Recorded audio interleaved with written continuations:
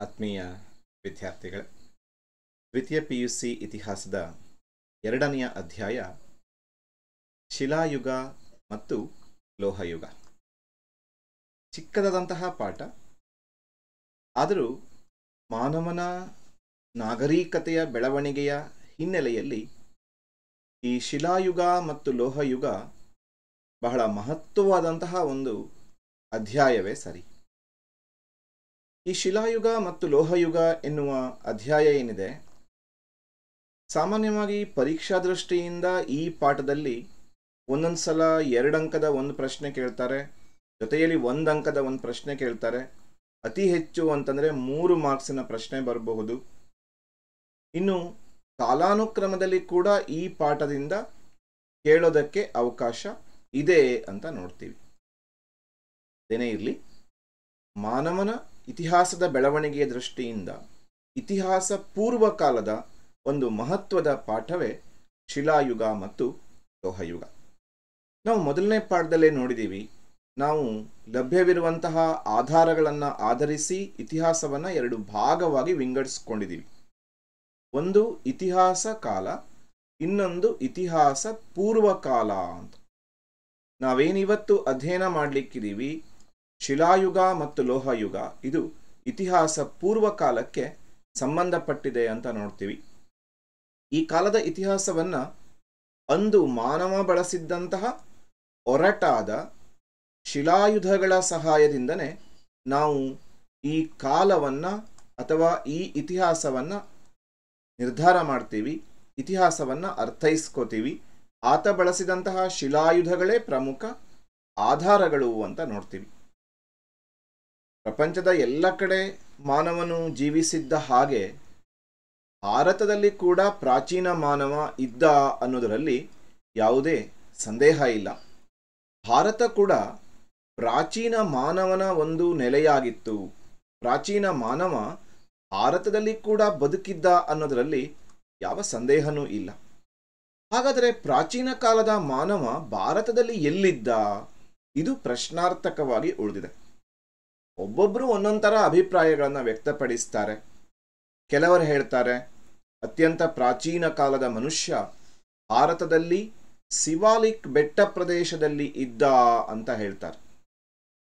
ಸಿವಾಲಿಕ್ ಅನ್ನೋದು ಹಿಮಾಲಯದ ಪಾದ ಬೆಟ್ಟಗಳು ಅಂತ ನೋಡ್ತೀವಿ. ಆ ಪಾದ ಬೆಟ್ಟಗಳ ಪ್ರದೇಶದಲ್ಲಿ ಪ್ರಾಚೀನ ಮನುಷ್ಯ ಇದ್ದ ಅನ್ನೋದು ಕೆಲವರ ಅಭಿಪ್ರಾಯ. ನಮ್ಮ ಭಾರತದ ನಕ್ಷೆಯಲ್ಲಿಯೇ ನಾವು ಗಮನಿಸುವುದಾದರೆ, ಸಿವಾಲಿಕ್ ಬೆಟ್ಟಗಳು ಏನು ಹಿಮಾಲಯ ಪರ್ವತ ಇದೆ, ಆ ಹಿಮಾಲಯ ಪರ್ವತದ ಪಾದ ಬೆಟ್ಟಗಳು ಈ ಭಾಗ. ಹಿಮಾಲಯ ಪರ್ವತ ಅಂತ ಇಟ್ಕೊಂಡ್ರೆ ಈ ಹಿಮಾಲಯದ ಪಾದ ಬೆಟ್ಟಗಳು, ಇದನ್ನ ಸಿವಾಲಿಕ್ ಅಂತ ಕರೀತಾರೆ. ಈ ಸಿವಾಲಿಕ್ ಬೆಟ್ಟಗಳಲ್ಲಿಯೇ ಪ್ರಾಚೀನ ಮನುಷ್ಯ ಇದ್ದ ಅಂತ ಕೆಲವರು ಅಭಿಪ್ರಾಯವನ್ನ ವ್ಯಕ್ತಪಡಿಸ್ತಾರೆ. ಸಿವಾಲಿಕ್ ಬೆಟ್ಟ ಪ್ರದೇಶಗಳಲ್ಲಿ ಇದ್ದ ಅಂತ. ಇನ್ನು ಕೆಲವರು ಹೇಳ್ತಾರೆ, ಸಿವಾಲಿಕ್ನಲ್ಲಿ ಪ್ರಾಚೀನ ಕಾಲದಲ್ಲಿ ಭಾರತದಲ್ಲಿ ಪ್ರಾಚೀನ ಮಾನವ ಇರಲಿಲ್ಲ, ಆತ ದಂಡಕಾರಣ್ಯದಲ್ಲಿ ಇದ್ದ ಅನ್ನೋದಾಗಿ ಕೆಲವರು ಅಭಿಪ್ರಾಯವನ್ನ ಪಡ್ತಾರೆ. ದಂಡಕಾರಣ್ಯ ಪ್ರದೇಶ, ಪುರಾಣ ಪ್ರಸಿದ್ಧವಾದಂತಹ ದಂಡಕಾರಣ್ಯ ಪ್ರದೇಶ, ಈ ದಂಡಕಾರಣ್ಯ ಪ್ರದೇಶದಲ್ಲಿ ಕೂಡ ಪ್ರಾಚೀನ ಕಾಲದ ಮನುಷ್ಯ ಇದ್ದ ಅನ್ನೋದಾಗಿ ಕೆಲವರು ಅಭಿಪ್ರಾಯ ಪಡ್ತಾರೆ ಅಂತ ನೋಡ್ತೀವಿ. ಹಾಗಾದರೆ ಮನುಷ್ಯ ಸಿವಾಲಿಕ್ನಲ್ಲಿ ಇದ್ನಾ, ದಂಡಕಾರಣ್ಯದಲ್ಲಿ ಇದ್ನಾ ಅನ್ನೋದು ಒಂದು ದೊಡ್ಡ ಪ್ರಶ್ನೆಯಾಗಿಯೇ ಉಳಿತು ಅಂತ ನೋಡ್ತೀವಿ. ಆದರೆ ನಮಗೆ ದೊರಕಿರುವಂತಹ ಆಧಾರಗಳನ್ನೇ ಆಧರಿಸಿ ಸುಮಾರು 1,50,000 ವರ್ಷಗಳ ಹಿಂದೆ ಪ್ರಾಚೀನ ಕಾಲದಲ್ಲಿ ಮಾನವ ಭಾರತದಲ್ಲಿ ಓಡಾಡಿದ್ದ, ನೆಲೆಸಿದ್ದ ಅನ್ನುವ ಸಂಗತಿ ನಮಗೆ ಗೊತ್ತಾಗತ್ತೆ. ಹಾಗಾದರೆ ಎಲ್ಲಿದ್ದ ಅನ್ನೋದಕ್ಕೆ ಒಂದು ಸ್ಪಷ್ಟವಾದಂತಹ ಮಾಹಿತಿ ಹೆಚ್ಚಿನ ಇತಿಹಾಸಕಾರರು ಒಪ್ಪಿಕೊಳ್ಳುವ ವಿಚಾರ ಏನು ಅಂತಂದರೆ, ಪ್ರಾಚೀನ ಕಾಲದಲ್ಲಿ ಭಾರತದಲ್ಲಿ ಮಾನವ ಎಲ್ಲಿದ್ದ ಅಂತಂದರೆ ದಕ್ಷಿಣ ಭಾರತದಲ್ಲಿ ಪ್ರಾಚೀನ ಮನುಷ್ಯ ಇದ್ದ, ದಕ್ಷಿಣ ಭಾರತ ಅವನ ಆವಾಸ ಸ್ಥಾನವಾಗಿತ್ತು ಅನ್ನೋದಾಗಿ ಬಹುತೇಕ ಇತಿಹಾಸಕಾರರು, ವಿದ್ವಾಂಸರು ಒಪ್ಪಿಕೊಂಡಂತಹ ವಿಚಾರವಾಗಿದೆ ಅಂತ ನಾವು ಸುಲಭವಾಗಿ ಹೇಳ್ಬೋದು. ಇನ್ನು ಲಭ್ಯವಿರುವಂತಹ ಆಧಾರಗಳನ್ನು ಆಧರಿಸಿ ನಾವು ಈ ಶಿಲಾಯುಗವನ್ನು 3 ಪ್ರಕಾರವಾಗಿ ವಿಂಗಡಿಸ್ಕೋತೀವಿ. ಶಿಲಾಯುಗದಲ್ಲಿ 3 ಪ್ರಕಾರ ಹಾಗೂ ಲೋಹಯುಗದಲ್ಲಿ ಕೂಡ 3 ಪ್ರಕಾರಗಳನ್ನು ನಾವು ವಿಂಗಡಿಸ್ಕೋಬಹುದು. ಶಿಲಾಯುಗದಲ್ಲಿ 3 ಪ್ರಕಾರ, ಲೋಹಯುಗದಲ್ಲಿ 3 ಪ್ರಕಾರ. ಶಿಲಾಯುಗದಲ್ಲಿ ಯಾವೆಲ್ಲ 3 ಪ್ರಕಾರಗಳಿದ್ದಾವೆ ಅಂತ ನಾವು ಒಂದೊಂದಾಗಿ ನೋಡ್ತಾ ಬರೋದಾದರೆ, ಶಿಲಾಯುಗದಲ್ಲಿ ಹಳೆಯ ಶಿಲಾಯುಗ ಅನ್ನೋದು ಅತ್ಯಂತ ಪ್ರಾಚೀನವಾದಂತಹ ಕಾಲ. ಹಳೆಯ ಶಿಲಾಯುಗ ಅಥವಾ ಇಂಗ್ಲಿಷ್ನಲ್ಲಿ ಇದನ್ನು ಪ್ಯಾಲಿಯೋಲಿಥಿಕ್ ಏಜ್ ಅಂತ ಕರೀತಾರೆ. ಇದು ಒಂದು ಭಾಗ. ಹಳೆಯ ಶಿಲಾಯುಗದ ನಂತರದ ಕಾಲವನ್ನು ಮಧ್ಯಶಿಲಾಯುಗ ಅಥವಾ ಮೆಸೋಲಿಥಿಕ್ ಏಜ್ ಅನ್ನೋದಾಗಿ ಕರೀತಾರೆ. ಮಧ್ಯಶಿಲಾಯುಗ. ಆ ನಂತರ ಶಿಲಾಯುಗದ ಕೊನೆಯ ಭಾಗದಲ್ಲಿ ನಾವು ನೋಡ್ತೀವಿ ನವಶಿಲಾಯುಗ ಅಂತ, ಅಥವಾ ಇದನ್ನು ಹೊಸ ಶಿಲಾಯುಗ ಅಂತ ಕೂಡ ಕರೀತಾರೆ. ಅಲ್ಲಿಗೆ ಶಿಲಾಯುಗದಲ್ಲಿ 3 ಪ್ರಕಾರಗಳು. ಹಳೆಯ ಶಿಲಾಯುಗ ಅನ್ನೋದು ಮೊದಲನೇ ಪ್ರಕಾರ, ಮಧ್ಯಶಿಲಾಯುಗ ಅನ್ನೋದು ಎರಡನೆಯ ಪ್ರಕಾರ, ಹಾಗೂ ನವ ಅಥವಾ ಹೊಸ ಶಿಲಾಯುಗ ಅನ್ನೋದು 3ನೆಯ ಪ್ರಕಾರ. ಹೀಗೆ ಶಿಲಾಯುಗದಲ್ಲಿ 3 ಪ್ರಕಾರಗಳನ್ನು ವಿಂಗಡಿಸ್ಕೋತೀವಿ. ಲೋಹಯುಗದಲ್ಲಿ ಕೂಡ 3 ಪ್ರಕಾರಗಳಿದ್ದಾವೆ. ಮಾನವ ಬಳಸಿದ ಲೋಹವನ್ನಾಧರಿಸಿ 3 ಭಾಗವನ್ನಾಗಿ ವಿಂಗಡಿಸ್ಕೋತೀವಿ. ತಾಮ್ರಯುಗ, ತಾಮ್ರಯುಗದ ನಂತರದಲ್ಲಿ ಕಂಚಿನ ಯುಗ, ಹಾಗೂ ಲೋಹಯುಗದಲ್ಲಿ ಕೊನೆಯ ಕಾಲದಲ್ಲಿ ನಾವು ನೋಡ್ತೀವಿ ಕಬ್ಬಿಣ ಯುಗ ಅಂತ. ಹೀಗೆ 3 ಯುಗಗಳನ್ನು ಲೋಹಯುಗದಲ್ಲಿ ಕೂಡ ನೋಡ್ತೀವಿ. ಕಾಪರ್ ಏಜ್, ಬ್ರೋನ್ಸ್ ಏಜ್ ಹಾಗೂ ಐರನ್ ಏಜ್. ಈ ಕಡೆ ಪ್ಯಾಲಿಯೋಲಿಥಿಕ್ ಹಳೆ ಶಿಲಾಯುಗ, ಮೆಸೋಲಿಥಿಕ್ ಮಧ್ಯಶಿಲಾಯುಗ, ನಿಯೋಲಿಥಿಕ್. ಹೀಗೆ ನಾವು ವಿಭಿನ್ನ ಪ್ರಕಾರಗಳನ್ನಾಗಿ ಈ ಶಿಲಾಯುಗ ಮತ್ತು ಲೋಹಯುಗಗಳನ್ನು ಅಭ್ಯಾಸ ಮಾಡಲಿಕ್ಕಿದ್ದೀವಿ ಈ ಒಂದು ಪಾಠದಲ್ಲಿ. ಹಾಗಾದರೆ ನಾವೀಗ ನೇರವಾಗಿ ಮೊದಲನೆಯ ಯುಗಕ್ಕೆ ಬರೋಣ. ಮೊದಲನೆಯ ಭಾಗ ಏನು ಅಂತ ಕೇಳಿದರೆ ಅದು ಹಳೆಯ ಶಿಲಾಯುಗ. ಈ ಹಳೆಯ ಶಿಲಾಯುಗ ಅಥವಾ ಇದನ್ನು ಪ್ಯಾಲಿಯೋಲಿಥಿಕ್ ಏಜ್ ಅಂತ ಕರೀತಾರೆ. ಸಾಮಾನ್ಯವಾಗಿ ಇಂಗ್ಲಿಷ್ನಲ್ಲಿ ಕೇಳುವ ಈ ಪ್ಯಾಲಿಯೋಲಿಥಿಕ್ ಏಜ್ ಎಂದರೇನು ಅನ್ನೋದನ್ನು ಅರ್ಥದಲ್ಲಿ ಕೇಳ್ತಾರೆ.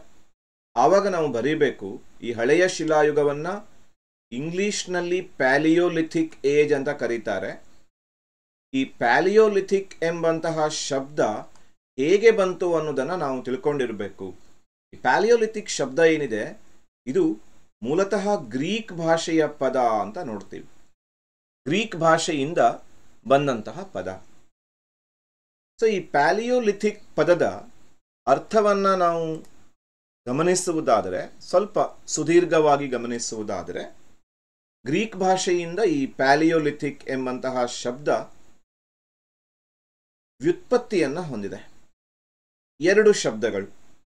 ಯಾವ 2 ಶಬ್ದಗಳು ಅಂತ ಕೇಳಿದರೆ, ಪ್ಯಾಲಿಯೋ ಅನ್ನೋದು ಮೊದಲನೆಯ ಶಬ್ದ ಹಾಗೂ ಲಿಥಿಕ್ ಅನ್ನೋದು ಎರಡನೆಯ ಶಬ್ದ. ಪ್ಯಾಲಿಯೋಲಿಥಿಕ್ ಎಂದರೇನು ಅಂತ ಒಂದು ಪ್ರಶ್ನೆ ಬಂದಾಗ ನಾವು ಬರೀಬೇಕು. ಗ್ರೀಕ್ ಭಾಷೆಯ 2 ಪದಗಳಿಂದ ಬಂದಿದೆ. ಪ್ಯಾಲಿಯೋ ಮತ್ತು ಲಿಥಿಕ್ ಎಂಬ ಶಬ್ದಗಳಿಂದ ಬಂದಿದೆ.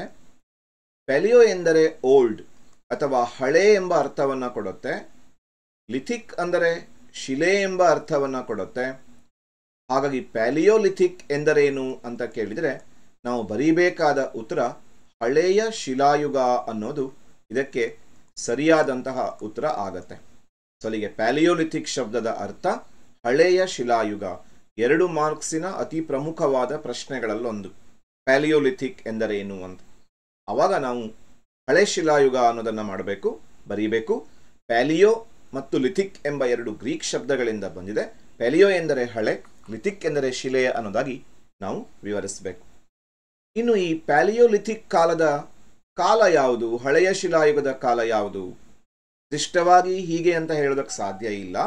ಆದರೂ ಸುಮಾರು ಸಾಮಾನ್ಯ ಶಕ ಪೂರ್ವ 40,000ದಿಂದ 10,000 ವರ್ಷಗಳ ನಡುವೆ ಈ ಪ್ಯಾಲಿಯೋಲಿಥಿಕ್ ಏಜ್ ಅಥವಾ ಹಳೆ ಶಿಲಾಯುಗ ಇತ್ತು ಅಂತ ಅಂದಾಜಿಸಿದ್ದಾರೆ. ಬಿಫೋರ್ ಕಾಮನ್ ಇರಾ, ಸಾಮಾನ್ಯ ಶಕ ಪೂರ್ವ 40,000ದಿಂದ 10,000ಗಳ ನಡುವೆ ಇತ್ತು.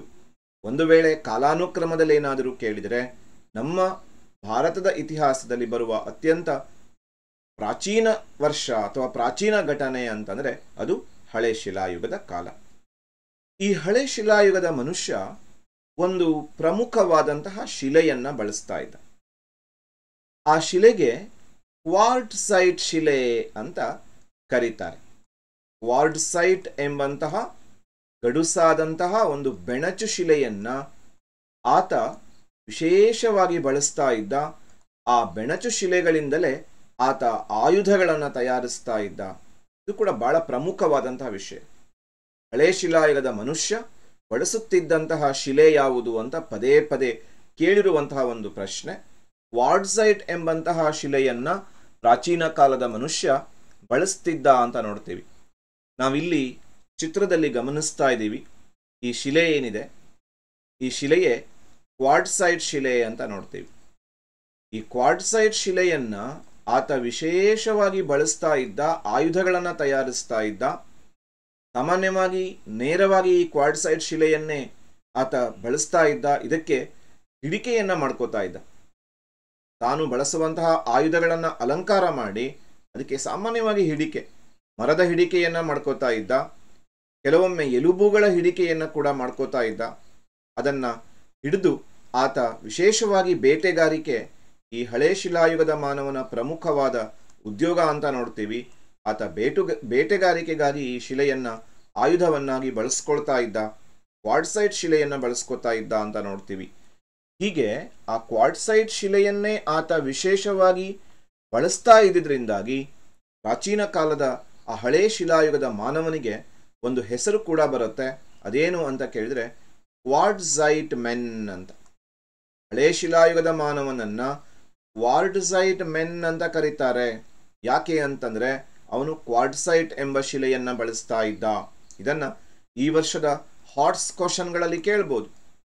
ಹಾಟ್ಸ್ ಪ್ರಶ್ನೆಗಳಲ್ಲಿ ಬರ್ತದೆ ಪ್ರತಿಪಾದನೆ ಮತ್ತು ಕಾರಣ. ಪ್ರತಿಪಾದನೆ ಏನು? ಕ್ವಾರ್ಟ್ಸೈಟ್ ಮೆನ್ ಅಂತ ಹಳೆಯ ಶಿಲಾಯುಗದ ಮನುಷ್ಯನನ್ನ ಕರೆಯುತ್ತಿದ್ದರು, ಅಸರ್ಷನ್. ರೀಸನ್ ಏನು? ಕ್ವಾರ್ಟ್ಸೈಟ್ ಎಂಬ ಶಿಲೆಯನ್ನ ಬಳಸುತ್ತಿದ್ದ.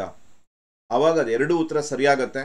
ಇನ್ನು ನಿಮ್ಮನ್ನ ತಪ್ಪಿಸ್ಲಿಕ್ಕೆ ಕೇಳ್ಬೋದು, ಹಳೆ ಶಿಲಾಯುಗದ ಮಾನವನನ್ನು ಕ್ವಾರ್ಟ್ಸೈಟ್ ಮೆನ್ ಎಂದು ಕರೆಯುತ್ತಿದ್ದರು. ಯಾಕೆಂದರೆ ಅವನು ಕ್ವಾರ್ಟ್ಸೈಟ್ ಎಂಬ ಶಿಲೆಯನ್ನ ಆಯುಧವನ್ನಾಗಿ ಬಳಸ್ತಾ ಇದ್ದ. ಅನ್ನೋದ್ರ ಬದಲಿಗೆ ಕ್ವಾರ್ಟ್ಸೈಟ್ ಎಂಬ ಶಿಲೆಯನ್ನ ಬಳಸಿ ಮನೆ ಕಟ್ಕೊಂಡಿದ್ದ ಅಂತ ಕೇಳ್ಬೋದು. ಆವಾಗ ಎ ಸರಿಯಾಗತ್ತೆ, ಬಿ ತಪ್ಪಾಗತ್ತೆ. ಹೀಗೆ ಬೇರೆ ಬೇರೆ ರೀತಿಯಲ್ಲಿ ಕೇಳ್ಬೋದು. ಆದರೆ ಸರಿಯಾದಂತಹ ಅರ್ಥ ಏನು ಅಂತ ಕೇಳಿದ್ರೆ ಕ್ವಾರ್ಟ್ಸೈಟ್ ಮೆನ್ ಅಂತ ಕರಿತಾ ಇದ್ರು. ಯಾಕೆಂದ್ರೆ ಅವನು ಕ್ವಾರ್ಟ್ಸೈಟ್ ಶಿಲೆಯನ್ನ ಬಳಸ್ತಾ ಇದ್ದ. ಇನ್ನು ಹಳೆ ಶಿಲಾಯುಗದ ಮಾನವನ ವೃತ್ತಿ ಯಾವುದು? ಇದು ಬಹಳ ಮುಖ್ಯ. ಯಾಕೆಂದ್ರೆ ಇವತ್ತು ಏನೆಲ್ಲ ವೃತ್ತಿಯನ್ನ ನಾವು ಇವತ್ತು ಮಾಡ್ತಿದ್ದೀವಿ, ಅನೇಕ ವೃತ್ತಿಗಳನ್ನು ನಾವು ರೂಢಿಸ್ಕೊಂಡಿದ್ದೀವಿ. ಹಾಗಾದ್ರೆ ಹಳೆ ಶಿಲಾಯುಗದ ಮಾನವನಿಗೆ ಏನು ವೃತ್ತಿ ಇತ್ತು ಅಂತ ನೋಡಿದ್ರೆ ಅವನು ಬೇಟೆಗಾರಿಕೆಯನ್ನೇ ಮುಖ್ಯ ವೃತ್ತಿಯನ್ನಾಗಿ ಮಾಡಿಕೊಂಡಿದ್ದ. ಹೀಗೆ ಹಳೆ ಶಿಲಾಯುಗದ ಮಾನವನ ಮುಖ್ಯ ವೃತ್ತಿ ಬೇಟೆಗಾರಿಕೆ. ಅವನಿಗೆ ಬೆಂಕಿಯ ಉಪಯೋಗ ಗೊತ್ತಿತ್ತ? ಹಾಗಾದ್ರೆ ಹಳೆ ಶಿಲಾಯುಗದ ಮಾನವನಿಗೆ ಗೊತ್ತಿರಲಿಲ್ಲ, ಬೆಂಕಿಯ ಉಪಯೋಗ ಗೊತ್ತಿರಲಿಲ್ಲ. ಆಹಾರವನ್ನ ಬೇಯಿಸುವುದಕ್ಕಾಗಿ ಆತ ಮಡಿಕೆಯನ್ನ ಶೋಧನೆ ಮಾಡಿದ್ನೇ? ಇಲ್ಲ, ಮಡಿಕೆಯನ್ನ ಕೂಡ ಶೋಧನೆ ಮಾಡಿರಲಿಲ್ಲ ಹಳೆ ಶಿಲಾಯುಗದ ಮಾನವ. ಅಲೆಮಾರಿಯಾಗಿ ಬೇಟೆಗಾರಿಕೆಯನ್ನ ಮಾಡಿಕೊಂಡು ಜೀವನವನ್ನ ಸಾಗಿಸ್ತಾ ಇದ್ದ ಅಂತ ನೋಡ್ತೀವಿ. ಬೆಂಕಿಯ ಉಪಯೋಗ ಗೊತ್ತಿರಲಿಲ್ಲ ಅವನಿಗೆ, ಮಡಿಕೆಯ ಉಪಯೋಗ ಕೂಡ ಗೊತ್ತಿರಲಿಲ್ಲ. ಇವೆರಡೂ ಗೊತ್ತಿಲ್ಲ ಅಂದಮೇಲೆ ಅವನಿಗೆ ಕೃಷಿ ಕೂಡ ಸಹಜವಾಗಿಯೇ ಗೊತ್ತಿರಲಿಲ್ಲ ಅಂತ ನೋಡ್ತೀವಿ. ಬೇಟೆಗಾರಿಕೆಯನ್ನ ಮುಖ್ಯ ವೃತ್ತಿಯನ್ನಾಗಿಟ್ಕೊಂಡವನು ಈ ಹಳೆ ಶಿಲಾಯುಗದ ಮನುಷ್ಯ, ಮಾನವ, ಕ್ವಾರ್ಟ್ಸೈಟ್ ಮೆನ್ ಅಂತ ನೋಡ್ತೀವಿ. ಹಾಗಾದ್ರೆ ಈ ಮನುಷ್ಯ ಹೇಗಿದ್ದ ನೋಡೋದಕ್ಕೆ? ಯಾವ ಜನಾಂಗಕ್ಕೆ ಸೇರಿದ್ದ ಅಂತ ನೋಡಿದ್ರೆ ಈತನ ಗುಣಲಕ್ಷಣಗಳನ್ನು ಗಮನಿಸಿದಾಗ ಈತ ಕಪ್ಪಗಿದ್ದ, ಕಪ್ಪು ವರ್ಣದ ವ್ಯಕ್ತಿಯಾಗಿದ್ದ ಅಂತ ನೋಡ್ತೀವಿ ಹಳೆ ಶಿಲಾಯುಗದ ಮಾನವ. ಆತ ಬಣ್ಣ ಕಪ್ಪಾಗಿದ್ರೆ ಮೂಗು ಚಪ್ಪಟೆಯಾಗಿತ್ತು ಅಂತ ನೋಡ್ತೀವಿ. ಕಪ್ಪು ಬಣ್ಣ, ಚಪ್ಪಟೆಯಾದಂತಹ ಮೂಗನ್ನ ಹೊಂದಿದ್ದ, ದಪ್ಪವಾದಂತಹ ತುಟಿಯನ್ನ ಹೊಂದಿದ್ದ. ದಪ್ಪವಾದಂತಹ ತುಟಿ ಇತ್ತು. ಸಾಮಾನ್ಯ ಎತ್ತರ, ತೀರಾ ಎತ್ತರ ಏನಲ್ಲ, ಸಾಮಾನ್ಯ ಎತ್ತರ, ತೀರಾ ಕುಳ್ಳ ಅಂತನೂ ಅಲ್ಲ, ಸಾಮಾನ್ಯವಾದ ಎತ್ತರ. ಸಾಮಾನ್ಯವಾದ ಎತ್ತರವನ್ನು ಆತ ಹೊಂದಿದ್ದ. ಕಪ್ಪಗಿದ್ದ. ಆತನ ಗುಣಲಕ್ಷಣಗಳಿಗೆ ಬಂದರೆ ಕಪ್ಪಗಿದ್ದ, ಚಪ್ಪಟೆಯಾದ ಮೂಗನ್ನ ಹೊಂದಿದ್ದ, ಚಪ್ಪಟೆಯಾದ ಮೂಗಿತ್ತು, ತುಟಿ ದಪ್ಪನೆಯಾಗಿತ್ತು, ಸಾಮಾನ್ಯ ಎತ್ತರವನ್ನು ಹೊಂದಿದ್ದ. ಇನ್ನು ಆತನ ತಲೆಗೂದಲು ಗುಂಗುರು ಕೂದಲನ್ನ ಹೊಂದಿದ್ದ ಅಂತ ನೋಡ್ತೀವಿ. ಸಾಮಾನ್ಯವಾಗಿ ಈ ಹಳೆ ಶಿಲಾಯುಗದ ಮಾನವ ನಿಗ್ರೋ ಜನಾಂಗಕ್ಕೆ ಸೇರಿದ್ದ ಅನ್ನೋದಾಗಿ ಅಭಿಪ್ರಾಯಪಡಲಾಗಿದೆ. ಹೀಗೆ ಹಳೆ ಶಿಲಾಯುಗದ ಮಾನವ ಹೇಗಿದ್ದ ಅನ್ನೋದನ್ನ ಕೂಡ ನಾವು ನೋಡಿದ್ದೀವಿ. ಈ ಹಳೆ ಶಿಲಾಯುಗದ ಮಾನವ ಹೇಗೆ ಇರಲಿ, ಈತ ಪ್ರಪಂಚದಲ್ಲಿ ಮೊಟ್ಟ ಮೊದಲ ಬಾರಿಗೆ ಬದುಕಿ ಬಾಳಿದ ಮತ್ತು ಇಡೀ ಮಾನವ ಜನಾಂಗಕ್ಕೆ ಬೇಕಾದಂತಹ ಒಂದು ಅಡಿಪಾಯವನ್ನು ಹಾಕಿಕೊಟ್ಟಂತಹ ಅದ್ಭುತ ವ್ಯಕ್ತಿ ಅನ್ನೋದರಲ್ಲಿ ಸಂಶಯನೇ ಇಲ್ಲ. ಹಾಗಾದರೆ ಈ ಹಳೆ ಶಿಲಾಯುಗದ ಮಾನವ ಭಾರತದಲ್ಲಿ ಎಲ್ಲೆಲ್ಲಿ ವಾಸ್ತವ್ಯವನ್ನ ಮಾಡಿಕೊಂಡಿದ್ದ, ಎಲ್ಲೆಲ್ಲಿ ಅವನ ತಾಣಗಳಿದ್ವು, ಇದು ತುಂಬ ಪ್ರಮುಖವಾದಂತಹ ಒಂದು ವಿಚಾರ. ಹಳೆಯ ಶಿಲಾಯುಗದ ಮಾನವನ ತಾಣಗಳು ಯಾವ್ಯಾವುದು ಅಂತ 2 ಮಾರ್ಕ್ಸಿಗೆ ಕೂಡ ಈ ಪ್ರಶ್ನೆಯನ್ನ ಸಹಜವಾಗಿ ಕೇಳ್ತಾರೆ. ಆವಾಗ ನಾವು ಬರಿಬೇಕಾಗತ್ತೆ, ಹಳೆಯ ಶಿಲಾಯುಗದ ಮಾನವನ ವಾಸದ ತಾಣಗಳನ್ನು ಬರಿಬೇಕಾಗತ್ತೆ. ಈ ತಾಣಗಳನ್ನು ಬರೆಯೋ ಪೂರ್ವದಲ್ಲಿ ನಾವು ಆ ತಾಣಗಳನ್ನು ನೆನಪಿಟ್ಕೊಳ್ಳೋದಕ್ಕೆ ಒಂದು ಸೂತ್ರವನ್ನು ಮಾಡ್ಕೊಳ್ಳೋಣ. ಸೂತ್ರ ನಮಗೆ ಎಲ್ಲೂ ಅಡ್ಡಾದಿಡ್ಡಿ ಹೋಗದೆ ನೇರವಾಗಿ ಉತ್ತರವನ್ನು ಬರೋದಕ್ಕೆ ಸಹಾಯ ಮಾಡುತ್ತೆ. ಏನು ಸೂತ್ರ? ನಮ್ಮೆಲ್ಲರಿಗೂ ಈ BSNL ಗೊತ್ತು. ಬಹುಶಃ BSNL ಗೊತ್ತಿಲ್ಲದೆ ಇದ್ದವರು ಯಾರೂ ಇಲ್ಲ. ದೂರಸಂಪರ್ಕ ಕ್ಷೇತ್ರದಲ್ಲಿ, ಅದು ಸರ್ಕಾರಿ ಸ್ವಾಮ್ಯದಲ್ಲಿ ಬಹಳ ಪ್ರಸಿದ್ಧವಾದಂತಹ ದೂರಸಂಪರ್ಕ BSNL ಅಂತ ನೋಡ್ತೀವಿ. BSNL KT ಇದು ಹಳೆ ಶಿಲಾಯುಗಕ್ಕೆ ಸೂತ್ರ.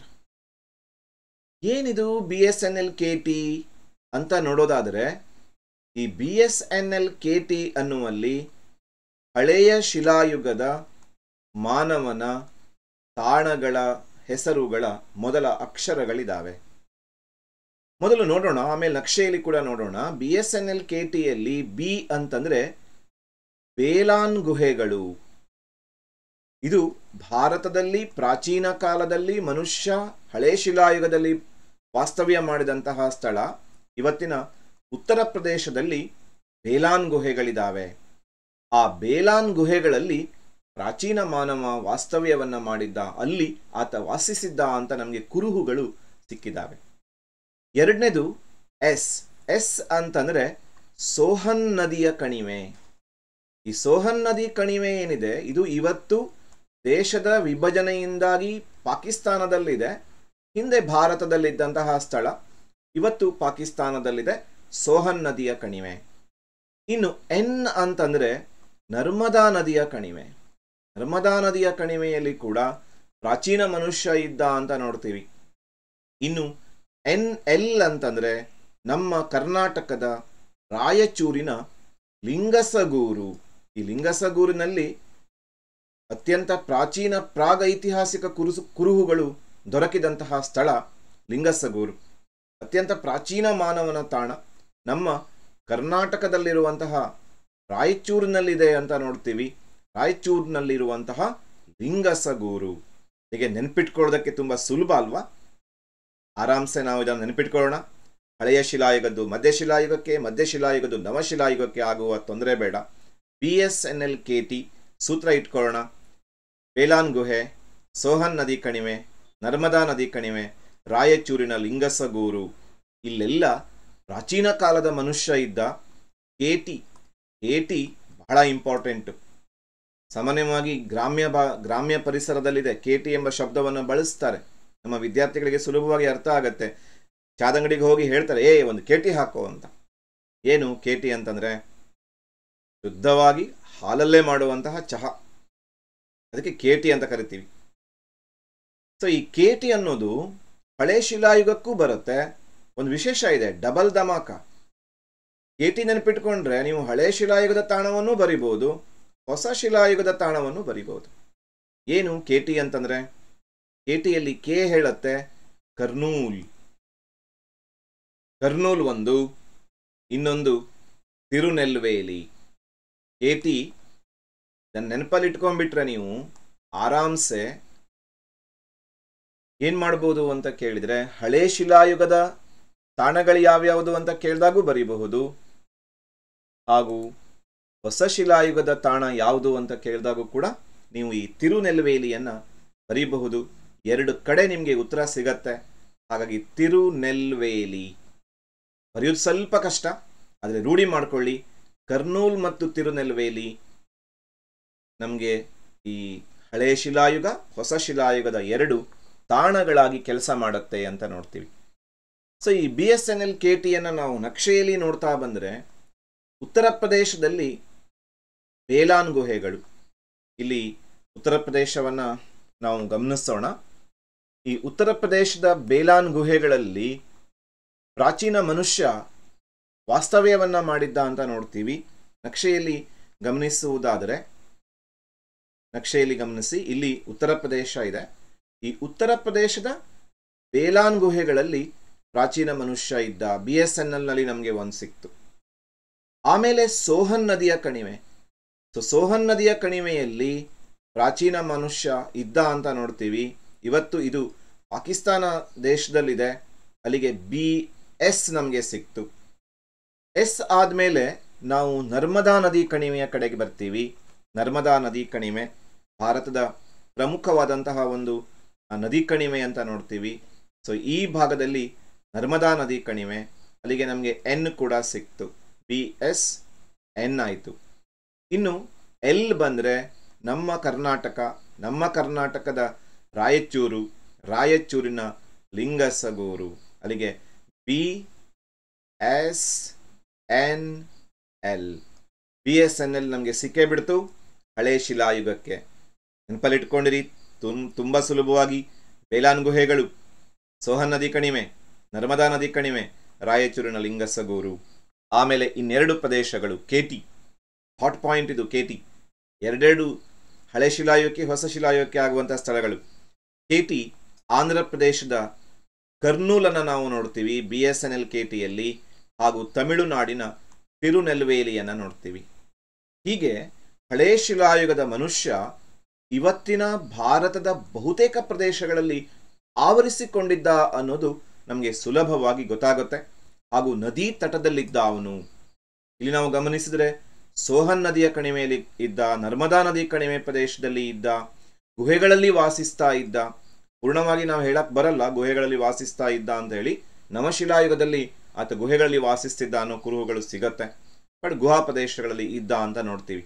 ಹೀಗೆ ಹಳೆ ಶಿಲಾಯುಗದ ಮಾನವನ ತಾಣಗಳನ್ನು ಕೂಡ ನಾವು ಯಶಸ್ವಿಯಾಗಿ ನೋಡಿ ಮುಗಿಸಿದ್ದೀವಿ. ಇನ್ನೊಂದ್ಸಲ ಗಮನದಲ್ಲಿಟ್ಕೊಂಡಿರಿ, ಹಳೆ ಶಿಲಾಯುಗ ಅಂದ್ಕೂಡಲೇ ನಾವು ಈ ಕೋಡ್ ವರ್ಡನ್ನು ನೆನಪಲ್ಲಿಟ್ಕೊಂಡಿರಿ. BSNL KT ಇದು ನಮಗೆ ಯಾವುದಕ್ಕೆ ಅಂತ ಕೇಳಿದರೆ ಹಳೆ ಶಿಲಾಯುಗವನ್ನು ತಿಳ್ಕೊಳ್ಳೋದಕ್ಕೆ ನಮಗೆ ಆಧಾರವಾಗಿದೆ ಅನ್ನೋದನ್ನು ಗಮನದಲ್ಲಿಟ್ಕೊಂಡಿರಿ. BSNL KTಯನ್ನು ನೀವು ಸ್ವಲ್ಪ ಅದನ್ನು ಸ್ಟಡಿ ಮಾಡಿಬಿಟ್ರೆ ನಮಗೆ ಬಹಳ ಸುಲಭವಾಗಿ ಈ ಹಳೆ ಶಿಲಾಯುಗದ ತಾಣಗಳನ್ನು ಕಲ್ತ್ಕೊಳ್ಳೋದಕ್ಕೆ ಸಾಧ್ಯ ಇದೆ ಅಂತ ನೋಡ್ತೀವಿ. ಮುಂದುವರೆದು ನಾವು ಹಳೆ ಶಿಲಾಯುಗದ ತಾಣಗಳ ನಂತರಕ್ಕೆ ಹೋಗೋಣ. ಎರಡನೆಯ ಒಂದು ಪ್ರಕಾರಕ್ಕೆ ಬರೋಣ. ಎರಡನೆಯ ಭಾಗ ಏನು ಅಂತ ಕೇಳಿದರೆ ಮಧ್ಯಶಿಲಾಯುಗ. ಇದು ಎರಡನೆಯ ಭಾಗ ಅಥವಾ ಎರಡನೆಯ ಕಾಲ. ಶಿಲಾಯುಗದಲ್ಲಿ ಎರಡನೆಯ ಭಾಗ ಮಧ್ಯಶಿಲಾಯುಗ. ಈ ಮಧ್ಯಶಿಲಾಯುಗವನ್ನು ಇಂಗ್ಲಿಷ್ನಲ್ಲಿ ಮೆಸೋಲಿಥಿಕ್ ಏಜ್ ಅಂತ ಕರೀತಾರೆ. ಕೆಲವೊಂದ್ಸಲ ನಮಗೆ ಈ ಇಂಗ್ಲಿಷ್ ವರ್ಡಿಂಗ್ಸ್ಗಳು ಅತಿ ಅವಶ್ಯಕ ಆಗಿರುತ್ತೆ, ನ್ಯೂಮೆಸ್ಮ್ಯಾಟಿಕ್ಸ್ ಅದೇ ಥರ. ಮೆಸೋಲಿಥಿಕ್ ಎಂದರೇನು ಅಂತ ಕೇಳ್ಬೋದು. ಪ್ಯಾಲಿಯೋಲಿಥಿಕ್ ಎಂದರೇನು ನಾವು ನೋಡಿದೀವಿ. Palio plus lithic, Palaeolithic Greek words. ಹಾಗೆಯೇ ಇಲ್ಲಿ ಮೆಸೋಲಿಥಿಕ್ ಅಥವಾ ಮಧ್ಯಶಿಲಾಯುಗ, ಮೆಸೋಲಿಥಿಕ್ ಎಂದರೇನು ಅಂತಂದರೆ ಇದು ಎರಡು ಗ್ರೀಕ್ ಶಬ್ದಗಳಿಂದ ಬಂದಿದೆ. ಒಂದು ಮೆಸೋ, ಇನ್ನೊಂದು ಲಿಥಿಕ್. ಈ ಎರಡು ಶಬ್ದಗಳಿಂದ ಬಂದಿದೆ ಅಂತ ನೋಡ್ತೀವಿ.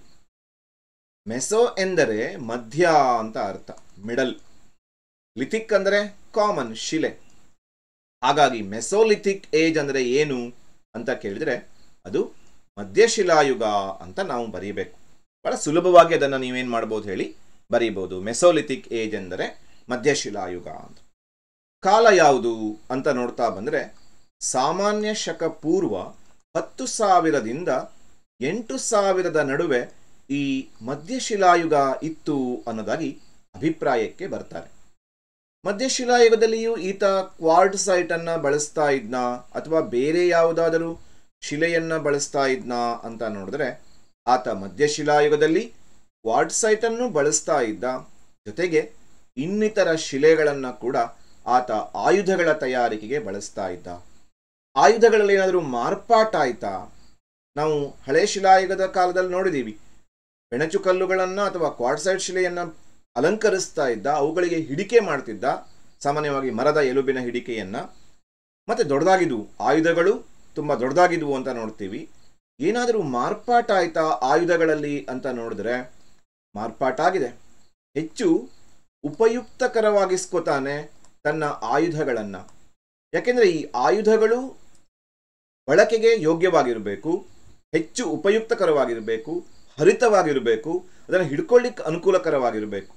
ಹಾಗಾಗಿ ಆ ಆಯುಧಗಳನ್ನು ಆತ ಏನು ಮಾಡ್ತಾನೆ ಅಂತಂದರೆ ಅವುಗಳನ್ನು ತಿಕ್ತಾನೆ, ಅವುಗಳನ್ನು ಉಜ್ತಾನೆ, ಅವುಗಳಿಗೆ ಸಂದು ಗೆರೆಗಳನ್ನು ಹೊಡಿತಾನೆ, ಅದನ್ನು ಹರಿತಗೊಳಿಸ್ತಾನೆ ಮತ್ತು ರಂಧ್ರಗಳನ್ನು ಮಾಡಿ ಅದಕ್ಕೆ ಹಿಡಿಕೆಯನ್ನು ಅತ್ಯಂತ ಗಟ್ಟಿಯಾಗಿ ಪೋಣಿಸ್ತಾನೆ.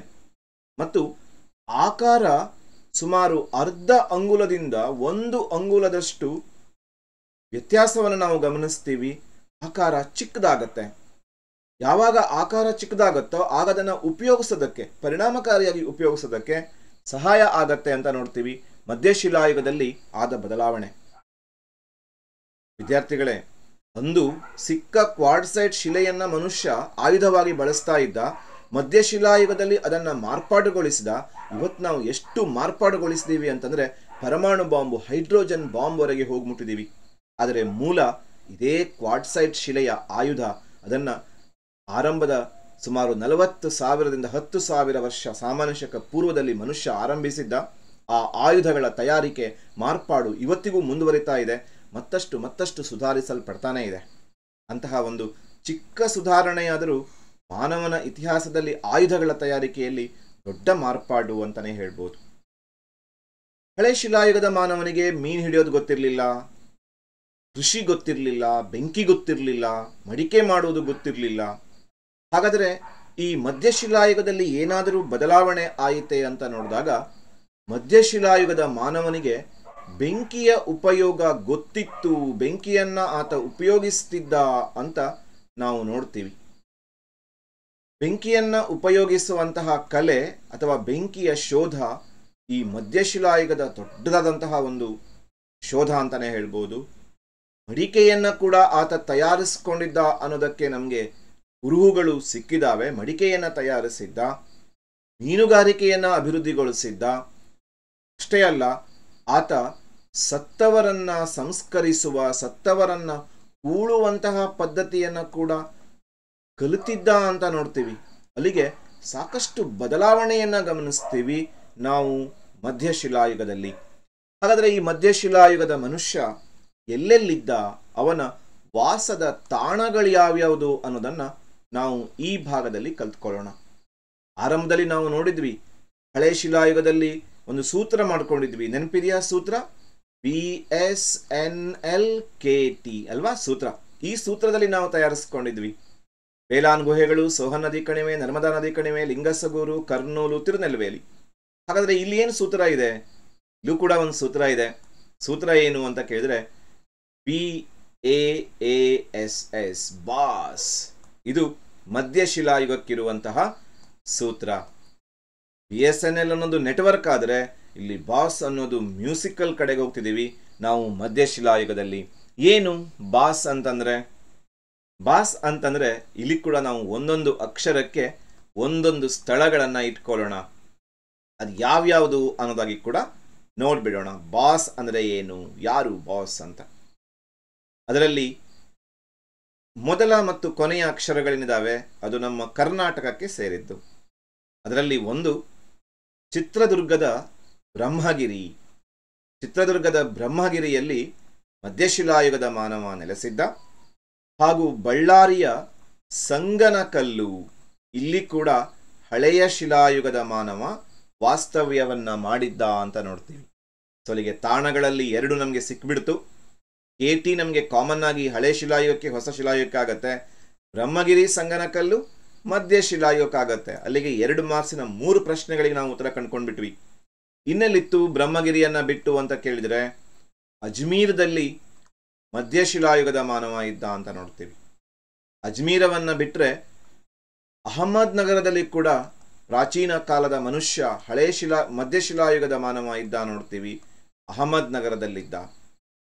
ಅಷ್ಟೇ ಅಲ್ಲ, ಹಳೆ ಶಿಲಾಯುಗದ ಮಾನವ ಸಬರಮತಿ ನದಿಯ ದಂಡೆಯ ಮೇಲೆ ಕೂಡ ಇದ್ದ, ಸಬರಮತಿ ಪ್ರದೇಶದಲ್ಲಿ ಕೂಡ ಇದ್ದ ಅಂತ ನೋಡ್ತೀವಿ.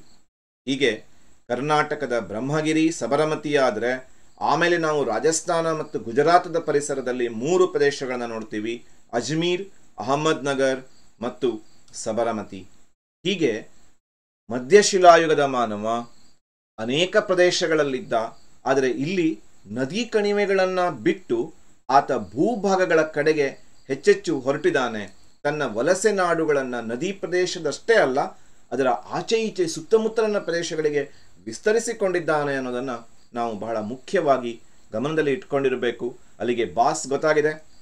ಬ್ರಹ್ಮಗಿರಿ ಮೊದಲನೇ ಬಿ, ಎ ಹೇಳುತ್ತೆ ಅಜ್ಮೀರ್, ಅಹಮದ್ ನಗರ್, ಸಬರಮತಿ, ಸಂಗನಕಲ್ಲು. ಇವು ಮಧ್ಯಶಿಲಾಯುಗದ ಅತ್ಯಂತ ಪ್ರಮುಖವಾದಂತಹ ತಾಣಗಳು. ಯಾವುದಾದರೂ 2 ತಾಣಗಳನ್ನು ಅತ್ಯಂತ ಕರೆಕ್ಟಾಗಿ ನೆನಪಲ್ಲಿಟ್ಟುಕೊಂಡಿರಿ, ಯಾಕೆಂದರೆ ಈ ಪ್ರಶ್ನೆ ಪರೀಕ್ಷೆಯಲ್ಲಿ ಬರುವಂತಹ ಸಾಧ್ಯತೆ ತುಂಬಾ ಇದೆ ಅಂತ ನೋಡ್ತೀವಿ. ಅಲ್ಲಿಗೆ ಮಧ್ಯಶಿಲಾಯುಗದ ತಾಣಗಳನ್ನು ಏನಾದರೂ ನಾವು ನಕ್ಷೆಯಲ್ಲಿ ಕೂಡ ಗಮನಿಸುವುದಾದರೆ ನಕ್ಷೆಯಲ್ಲಿ ಗಮನಿಸೋಣ. BSNL KTಯ ನಂತರ ಮಧ್ಯಶಿಲಾಯುಗದ ತಾಣಗಳನ್ನು ಬಂದರೆ, ಈ ಮಧ್ಯಶಿಲಾಯುಗದ ತಾಣಗಳು ಎಲ್ಲಿ ಕೇಂದ್ರೀಕೃತವಾಗಿದ್ದವು ಅನ್ನೋದನ್ನು ಗಮನಿಸೋಣ. ಬಹುಶಃ ಹಳೆ ಶಿಲಾಯುಗದ ತಾಣಗಳು ಬಹುತೇಕ ಭಾರತದಲ್ಲೆಲ್ಲ ಕೇಂದ್ರೀಕೃತವಾಗಿತ್ತು ಅಂತ ನೋಡ್ತೀವಿ. ಇಲ್ಲಿ ಗಮನಿಸ್ತಾ ಬಂದರೆ ಈ ಭಾಗ ಏನಿದೆ, ಇಲ್ಲಿ ಮಧ್ಯಶಿಲಾಯುಗದ ಮನುಷ್ಯ ಕೇಂದ್ರೀಕರಿಸಲ್ಪಟ್ಟಿದ್ದ. ಹಾಗೂ ಈ ಕಡೆ ಕರ್ನಾಟಕದಲ್ಲಿದ್ದ ಅವನು. ಕರ್ನಾಟಕದ 2 ಪ್ರದೇಶಗಳು ಚಿತ್ರದುರ್ಗ ಮತ್ತು ಬಳ್ಳಾರಿ, ಆಲ್ಮೋಸ್ಟ್ ಆಲ್ ಮಧ್ಯ ಕರ್ನಾಟಕ ಪ್ರದೇಶದಲ್ಲಿ ಇದ್ದ ಅಂತ ನೋಡ್ತೀವಿ. ಈ ಪರಿಸರದಲ್ಲಿ 3 ಪ್ರದೇಶಗಳನ್ನು ನಾವು ಹೆಸರಿಸಬಹುದು.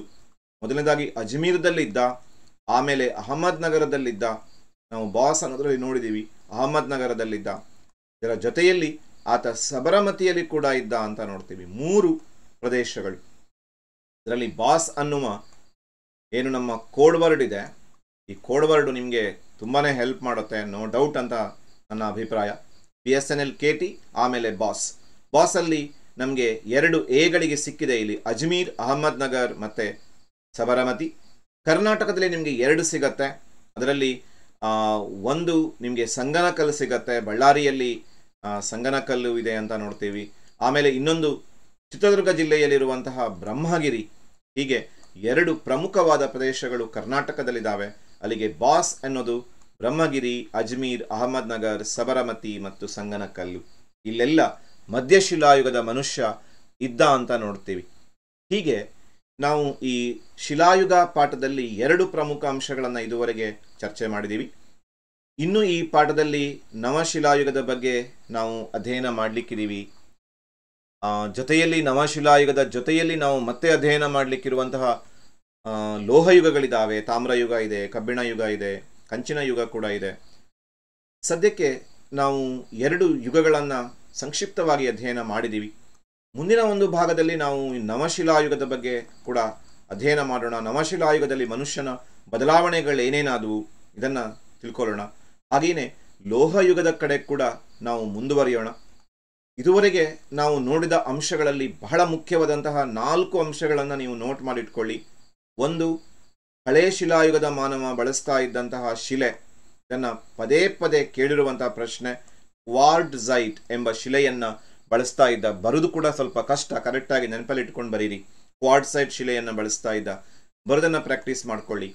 ಆಮೇಲೆ ಮುಂದುವರೆದು ಪ್ಯಾಲಿಯೋಲಿಥಿಕ್ ಏಜ್ ಎಂದರೇನು ಇದನ್ನು ಕೇಳ್ತಾರೆ. ಪ್ಯಾಲಿಯೋಲಿಥಿಕ್ ಅನ್ನೋದನ್ನು ನೀವು ಬಿಡಿಸಿ ಬರೀಬೇಕು. ಪ್ಯಾಲಿಯೋ ಮತ್ತು ಲಿಥಿಕ್ ಹಾಗೂ ಪ್ಯಾಲಿಯೋಲಿಥಿಕ್ ಅಂತಂದರೆ ಹಳೆ ಶಿಲಾಯುಗ. ಅಟ್ಲೀಸ್ಟ್ ಹಳೆ ಶಿಲಾಯುಗ ಅಂತ ಬರೆದ್ರೂ ನಿಮಗೆ 1 ಅಂಕ ಸಿಕ್ಕೇ ಸಿಗುತ್ತೆ.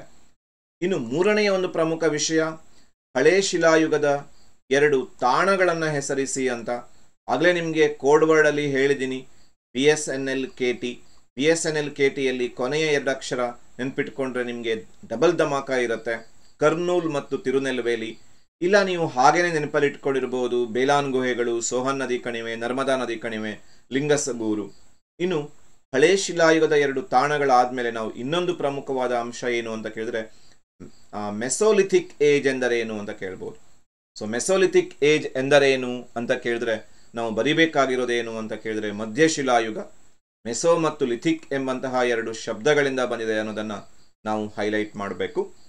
ಅದಾದಮೇಲೆ ಮೆಸೋಲಿಥಿಕ್ ಏಜ್ನ 2 ತಾಣಗಳನ್ನು ಕೇಳಿದರೆ ಆವಾಗ ನೀವು ನೆನಪಲ್ಲಿಟ್ಕೊಂಡಿರಬೇಕಾಗಿದ್ದು ಬಾಸ್ ಎಂಬಂತಹ ಕೋಡ್ ವರ್ಡನ್ನು ನೆನಪಲ್ಲಿಟ್ಕೊಂಡಿರಬೇಕು. ಬಾಸಲ್ಲಿ ನೀವು ಬರೀ BS ನೆನಪಿಟ್ಕೊಂಡ್ರೂ ಸಾಕು. BS ಅಂತಂದರೆ ಇಲ್ಲಿ ಬ್ರಹ್ಮಗಿರಿ, ಕರ್ನಾಟಕದ 2 ಪ್ರದೇಶಗಳು ಬ್ರಹ್ಮಗಿರಿ ಹಾಗೂ ಇನ್ನೊಂದು ಸಂಗನಕಲ್ಲು, ಇವೆರಡನ್ನು ನೀವು ಇಲ್ಲಿ ಉದಾಹರಿಸಬಹುದು.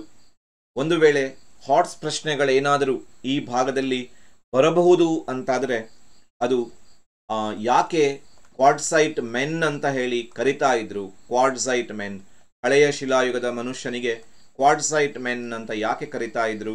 ಯಾಕೆಂದರೆ ಅವನು ಕ್ವಾಡ್ಸೈಟ್ ಶಿಲೆಯನ್ನು ಬಳಸ್ತಾ ಇದ್ದ. ಇದನ್ನು ಹಾಟ್ಸಲ್ಲಿ ಕೇಳ್ಬೋದು. ಆಮೇಲೆ ಇನ್ನೊಂದು ಹಾಟ್ಸಲ್ಲಿ ಕೇಳಬಹುದಾಗಿದ್ದು, ಹಳೆ ಶಿಲಾಯುಗದ ಮಾನವನಿಗೆ ಯಾವುದು ಗೊತ್ತಿರಲಿಲ್ಲ ಅವನಿಗೆ ಬೆಂಕಿ ಗೊತ್ತಿರಲಿಲ್ಲ, ಮಡಿಕೆ ಮಾಡುವ ತಯಾರಿಕೆ ಗೊತ್ತಿರಲಿಲ್ಲ, ಮೀನು ಹಿಡಿಯೋದು ಗೊತ್ತಿರಲಿಲ್ಲ, ಅವನ ಪ್ರಮುಖ ಉದ್ಯೋಗ ಬೇಟೆಗಾರಿಕೆ ಆಗಿತ್ತು ಅಂತ. ಇದನ್ನು ಕೂಡ ಹಾಟ್ಸ್ ಪ್ರಶ್ನೆಯಲ್ಲಿ ಕೇಳಬಹುದು. ಯಾವ ಜನಾಂಗಕ್ಕೆ ಸೇರಿದ್ದ ಅಂತ ಕೂಡ ಕೇಳ್ಬೋದು. ನಿಗ್ರಿಟೋ ಅಥವಾ ನಿಗ್ರೋ ಜನಾಂಗಕ್ಕೆ ಸೇರಿದ್ದ ಅವನು ಅನ್ನೋದಾಗಿ ಕೂಡ ಕೇಳ್ಬೋದು. ಹೀಗೆ ನಾವು ಹಲವಾರು ಅಂಶಗಳನ್ನು ಈ ಪಾಠದಲ್ಲಿ ನೋಡಿದ್ದೀವಿ. ಚಿಕ್ಕ ಪಾಠ, ಕಡಿಮೆ ಅಂಕಗಳಿದ್ರೂ ಕೂಡ ಮಾನವನ ಇತಿಹಾಸದ ಬೆಳವಣಿಗೆಯ ದೃಷ್ಟಿಯಿಂದ ಬಹಳ ಮಹತ್ವದ ಒಂದು ಭಾಗ. ಇದನ್ನು ಸಂಪೂರ್ಣವಾಗಿ ಅಧ್ಯಯನ ಮಾಡಿ ಮತ್ತು ಇಲ್ಲಿ ಕೇಳುವಂತಹ ಎಲ್ಲ ಪ್ರಶ್ನೆಗಳಿಗೆ ಉತ್ತರಿಸಲಿಕ್ಕೆ ಸಮರ್ಥವಾಗಿ ನಿಮಗೆಲ್ಲ ಶುಭವಾಗಲಿ ಅಂತ ಹೇಳ್ತಾ ಈ ವಿಡಿಯೋವನ್ನು ನಿಮ್ಮ ಸ್ನೇಹಿತರೊಟ್ಟಿಗೆ ಹಂಚಿಕೊಳ್ಳಿ. ಹೆಚ್ಚು ಜನರಿಗೆ ಈ ವಿಡಿಯೋ ತಲುಪಿದರೆ ಈ ವಿಡಿಯೋವನ್ನು ಮಾಡಿದ ಉದ್ದೇಶ ಮತ್ತು ಪ್ರಯತ್ನ ಸಾರ್ಥಕವಾಗುತ್ತೆ. Thank you. Take care. ಧನ್ಯವಾದಗಳು.